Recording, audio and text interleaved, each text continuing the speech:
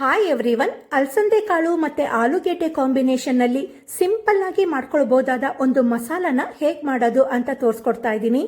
ಇದು ಅನ್ನದ ಜೊತೆ ಕಲ್ಸ್ಕೊಂಡು ತಿನ್ಲಿಕ್ಕೆ ತುಂಬಾನೇ ಚೆನ್ನಾಗಿರತ್ತೆ. ಹಾಗೆ ಚಪಾತಿ ರೊಟ್ಟಿಗಳಿಗೂ ಕೂಡ ಒಳ್ಳೆ ಕಾಂಬಿನೇಷನ್.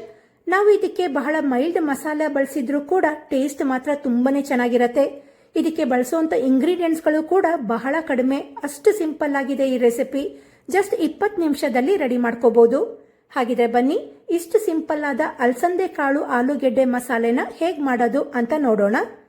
ನಾನಿಲ್ಲಿ 1 ಕಪ್ ಅಷ್ಟು ಅಲಸಂದೆ ಕಾಳನ್ನ ರಾತ್ರಿ ಇಡೀ ನೆನೆಸಿಟ್ಕೊಂಡಿದ್ದೀನಿ. ಈ ಕಾಳನ್ನ ಮಿನಿಮಮ್ 7 ರಿಂದ 8 ಗಂಟೆಗಳ ಕಾಲ ನೆನೆಸ್ಕೊಳ್ಬೇಕು. ಕಾಳನ್ನ ಎಷ್ಟು ಚೆನ್ನಾಗಿ ನೆನೆಸ್ಕೊಳ್ತೀವೋ ಕಾಳನ್ನ ಬೇಯಿಸಿದಾಗ ಸಾಫ್ಟ್ ಆಗಿ ಬೆಂದ್ಕೊಳ್ಳುತ್ತೆ. ಹಾಗೆ ಮಸಾಲೆ ರುಬ್ಕೊಳ್ಳಕ್ಕೆ ಮಿಕ್ಸಿ ಜಾರ್ನಲ್ಲಿ 2 ಟೀ ಸ್ಪೂನ್ ಅಷ್ಟು ಬೆಳ್ಳುಳ್ಳಿ, 1/4 ಇಂಚಷ್ಟು ಶುಂಠಿ, ಹಾಗೆ 3 ಹಸಿಮೆಣಸನ್ನ ಹಾಕಿ ರುಬ್ಕೊಳ್ಳಿ. ನೀವು ಇದನ್ನ ಜಜ್ಜಿ ಕೂಡ ಹಾಕೊಳ್ಬಹುದು. ಈ ಮಸಾಲೆಗೆ ಖಾರದ ಪುಡಿ ಹಾಕೋದ್ರಿಂದ ಬರೀ 3 ಹಸಿಮೆಣಸನ್ನ ಹಾಕಿದ್ದೀನಿ. ಹಾಗೆ ಅದೇ ಜಾರಿಗೆ ಹಣ್ಣಾಗಿರೋ 4 ಟೊಮ್ಯಾಟೊ ಹಾಕಿ ಪ್ಯೂರಿ ಮಾಡ್ಕೋಬೇಕು. ಈ ಮಸಾಲೆಗೆ ಮೇನ್ ಟೇಸ್ಟ್ ಮತ್ತೆ ಗ್ರೇವಿ ಕೊಡೋದು ಈ ಟೊಮ್ಯಾಟೊ ಪ್ಯೂರಿ. ಈ ಮಸಾಲೆನ ಕುಕ್ಕರ್ನಲ್ಲಿ ಮಾಡ್ಕೊಳ್ಳೋದ್ರಿಂದ ಬೇಗ ಆಗೋಗುತ್ತೆ. ಆದ್ರಿಂದ ಕುಕ್ಕರ್ನಲ್ಲಿ 2 ಟೇಬಲ್ ಸ್ಪೂನ್ ಅಷ್ಟು ಎಣ್ಣೆ ಕಾಯಿಸಿ. ಎಣ್ಣೆ ಕಾದ್ಮೇಲೆ ಇದಕ್ಕೆ 1 ಟೀ ಸ್ಪೂನ್ ಜೀರಿಗೆ ಹಾಗೆ 1 ಟೀ ಸ್ಪೂನ್ ಸಾಸಿವೆ ಹಾಕಿ 30 ಸೆಕೆಂಡ್ ಫ್ರೈ ಮಾಡ್ಕೊಳ್ಳಿ. ಸಾಸಿವೆ ಎಲ್ಲ ಸಿಡಿಲಿಕ್ಕೆ ಸ್ಟಾರ್ಟ್ ಆಯ್ತು ಅಂದ್ರೆ ಇದಕ್ಕೆ ಚಿಕ್ಕದಾಗಿ ಹೆಚ್ಕೊಂಡ 3 ಈರುಳ್ಳಿ ಹಾಕೊಳ್ತಾ ಇದ್ದೀನಿ. ಹಾಗೆ ಇದ್ರ ಜೊತೆಗೆ ಕರಿಬೇವನ್ನ ಹಾಕಿ ಈರುಳ್ಳಿನ ಬಾಡಿಸ್ಕೊಳ್ಬೇಕು. ಈ ಮಸಾಲೆಗೆ ಕಾಯಿನ ನಾವು ಗ್ರೈಂಡ್ ಮಾಡಿ ಹಾಕೊಳ್ತಾ ಇಲ್ಲ. ಆದ್ರಿಂದ ಈರುಳ್ಳಿ ಮತ್ತೆ ಟೊಮ್ಯಾಟೊ ಕ್ವಾಂಟಿಟಿ ಸ್ವಲ್ಪ ಜಾಸ್ತಿ ಇರಲಿ. ಹಾಗೆ ಈರುಳ್ಳಿನ ತುಂಬಾ ಫ್ರೈ ಮಾಡ್ಕೊಳ್ಳೋ ಅವಶ್ಯಕತೆ ಇಲ್ಲ. ಈರುಳ್ಳಿನ ಜಸ್ಟ್ 2 ನಿಮಿಷ ಬಾಡಿಸ್ಕೊಂಡ್ರೆ ಸಾಕು. ಇವಾಗ ಇದಕ್ಕೆ ಶುಂಠಿ ಬೆಳ್ಳುಳ್ಳಿನ ಗ್ರೈಂಡ್ ಮಾಡ್ಕೊಂಡಿದ್ವಲ್ಲ ಅದನ್ನ ಹಾಕಿ ಫ್ರೈ ಮಾಡ್ಕೊಳ್ಬೇಕು. ಶುಂಠಿ ಬೆಳ್ಳುಳ್ಳಿದೆಲ್ಲ ಹಸಿ ವಾಸನೆ ಹೋಗೋ ತನಕ ಫ್ರೈ ಮಾಡ್ಕೊಳ್ಳಿ.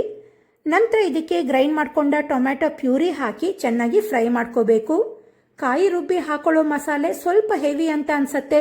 ಆದ್ರೆ ಈ ರೀತಿ ಟೊಮ್ಯಾಟೊ ಪ್ಯೂರಿ ಹಾಕಿ ಮಾಡ್ಕೊಳ್ಳೋ ಮಸಾಲೆ ಮೈಲ್ಡ್ ಆಗಿರತ್ತೆ.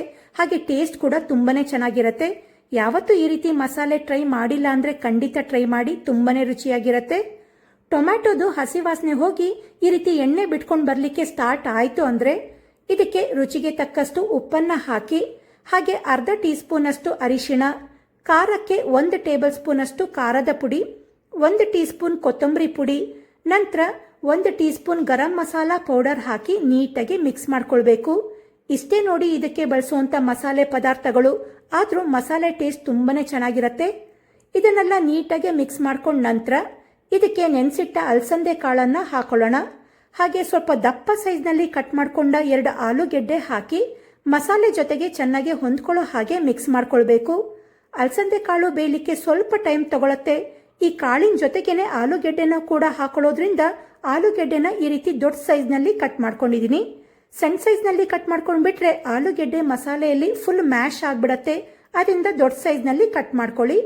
ನಂತರ ಇದಕ್ಕೆ ಮಸಾಲೆ ಕನ್ಸಿಸ್ಟೆನ್ಸಿಗೆ ಬೇಕಾದಷ್ಟು ನೀರನ್ನ ಹಾಕಿ ಚೆನ್ನಾಗಿ ಮಿಕ್ಸ್ ಮಾಡ್ಕೊಳ್ಬೇಕು. ಅಲಸಂದೆ ಕಾಳು ಬೇಯಲಿಕ್ಕೆ ಸ್ವಲ್ಪ ಟೈಮ್ ತಗೊಳ್ಳೋದ್ರಿಂದ 3 ರಿಂದ 4 ವಿಷಲ್ ಕೂಗಿಸ್ಕೊಳ್ಬೇಕಾಗತ್ತೆ. ಇದೀಗ ನೀಟಾಗಿ ಮಿಕ್ಸ್ ಆಗಿದೆ. ಈಗ ಲಿಡ್ ಕ್ಲೋಸ್ ಮಾಡಿ ಬೇಯಿಸ್ಕೊಳ್ಳೋಣ. 4 ವಿಷಲ್ ಕೂಗಿ ಪ್ರೆಷರ್ ಎಲ್ಲ ಹೋಗಿದೆ.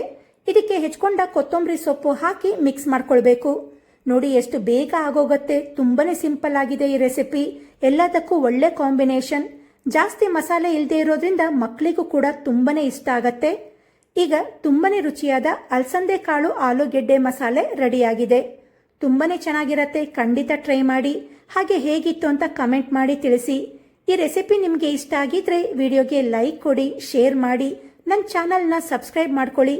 ಇಷ್ಟೇ ಸಿಂಪಲ್ ಆದ ರೆಸಿಪಿಗಳಿಗೆ ನನ್ನ ಯೂಟ್ಯೂಬ್ ಚಾನಲ್, ಫೇಸ್ಬುಕ್ ಪೇಜ್ ಹಾಗೆ ಇನ್ಸ್ಟಾಗ್ರಾಮ್ ಅಕೌಂಟ್ನ ಫಾಲೋ ಮಾಡೋದನ್ನ ಮರಿಬೇಡಿ. Thank you.